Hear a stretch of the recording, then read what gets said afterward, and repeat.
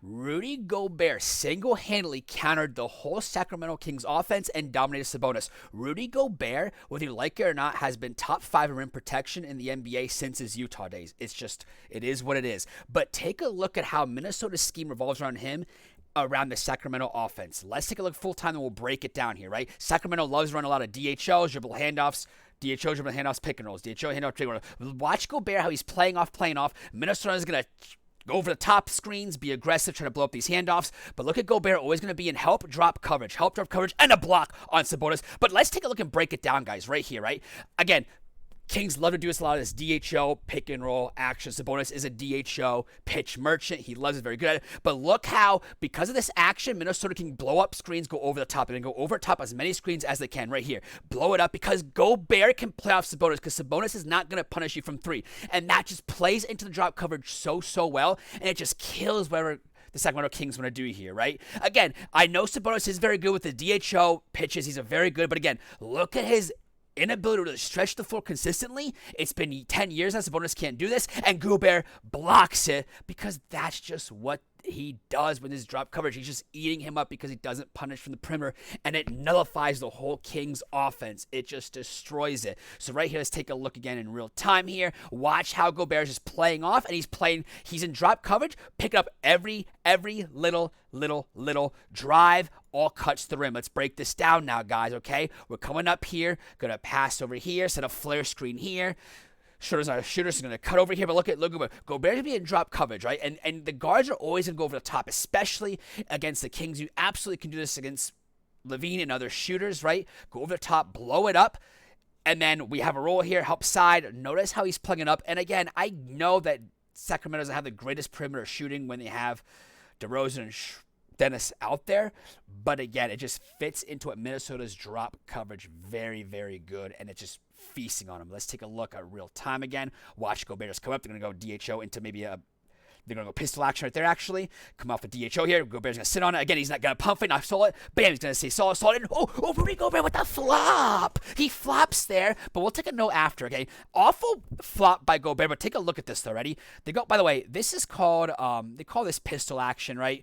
What they wanted to do here, the Sacramento Kings, want to go DHO into, they can either go, if it's a handoff, they can go handoff into DHO to Sabonis. If not, they can play with Sabonis here, so pistol action right here. Then they can pitch it to Sabonis here if they wanted to.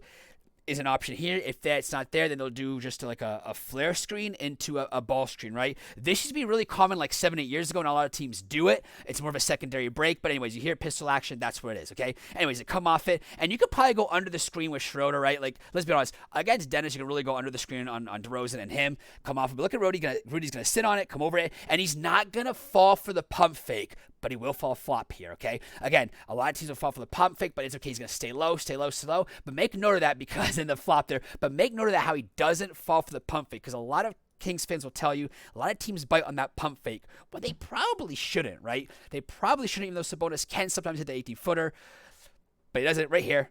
We're going to go into zoom action here. Zoom action, by the way, is down. By the way, zoom action is right here, guys. When you see the ball here, zoom action is a down screen into a DHO ball screen right here. It happens right here. You have options. You can curl it, cut it, go do it, but it's time to use it right here. And again, look at Gobert play off it. Zach LaVine's coming up here. Again, play off because Sabonis isn't going to punish you. He's not going to go for the pump fake. Not going to go after. Sabonis is going to go one-on-one. Remember, we saw the last flop here, right? But Rudy Gobert is going to be solid, go up for the contest, and that's just what he does great when you contest Rudy. Again, it's tough to contest Rudy 1v1. A lot of time you got to have more in your package here. But again, he doesn't go for the flop here. But what he does, not even contact here, goes up, straight up, completely contests it, get after it, and again, it just really nullifies Sabonis' game, but also what the Kings try to do as well. And the space from the Kings isn't the best that you want to see as well. Let's take a look at here. They're doing a double screen action for LaVine here, I think. Come off it, very good. Gobert can play off a little bit. We come off right here, and again, he's playing it off. He's in drop coverage, seeing what's happening. He's going to come up a little bit. They're going to go double drag here, they're going to reverse it back into a ball screen here for LaVine. Come off it. Try to go over the top. Doesn't. And again, right here, drop coverage. And I know what you guys are saying, and you guys are right, actually. This is the ultimate counter to drop coverage. Let's be honest. If this Levine read is exactly what you should do. You should punish Minnesota for making this. Like, look at this. This is open all day long. We saw the Lakers, Doncic really kill this. Here's the thing, though. You've got to make these shots early. One thing, if you notice against Minnesota, if in the first quarter you're going to get 2-3 looks, if you can't make those 2-3 looks, I've just noticed that Minnesota defense just feasts on that. Minnesota, for a reason, is just a big energy team. Like, they ride on your energy. It sucks to talk about because it's so gross. It's so elementary level. But you've got to punish their drop coverage. And if you don't punish it, their defense is going to look so much better and elite because of that. So let's take a look at the Kings again. Again, we know what they want to do. Going to go into their secondary break here, into their pistol action out here. Again, it's going to be a ball screen into a flare screen, come off it. You can go under this, but they're going to go over it because that's your scheme. I like it. They're sticking to it properly. But right here, Roberto's going to help out, comes over it again a little bit, takes a little contest there. But the reason I'm showing you this is this paint production right here. First of all, Gobert could be a little bit under, but again, that flare action did put Gobert out here, right? But he could play under here a lot, come over here a lot. We can gap this up though. But look at this though. The fact that Gobert is just allowed to play in the paint against this team and against other teams is just really, really makes your life difficult and really tough to play against because you can't space it out. And if you're not hitting your shots, and then if you do, you're just going to be in some trouble here. Again, let's take a look at how he's going to guard this. Again, ball screen here, a drag in transition. He's going to come off it, and Levine has absolutely the right read here, but doesn't take the shot here. And by the way, you go over top the screen here from Minnesota. You want to go over top the screen here because, again, shooters, you just want to be able to send them to drivers, right? Send Levine to drive if you have, like, a really insanely good shooter, really good shooter. You want to make them drive here. That's why you go over the top here a lot. It's a college thing. It's an NBA thing. I taught it in college. All the top elite colleges, coaches want to do that right here. Again, go into a DHO, don't like it. Go back into a DHO here. Again, probably going to go over top the screen, jumps over. But look at Gobert's going to play it off a little bit, come off it right there. Now take a look at this.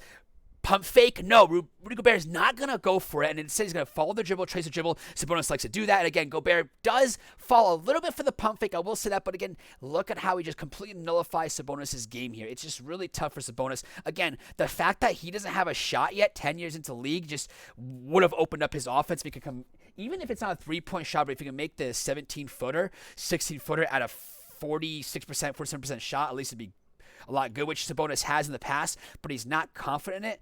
It's just really tough here. Let's take a look at one more possession, guys. Again, the Kings are going after it. We're getting after it here. We have the ball handler here. Again, let's take a look at it. They're going to set a down screen here for Levine.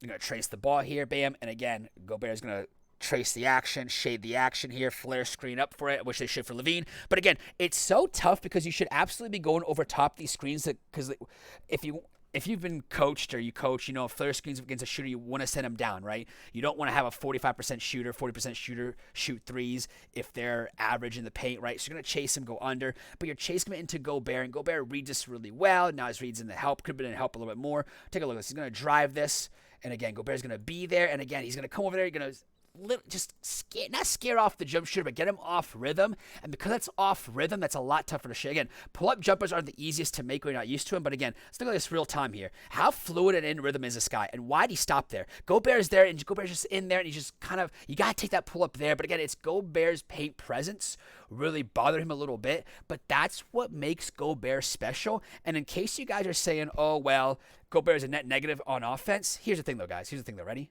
Here's the thing, though, offensively.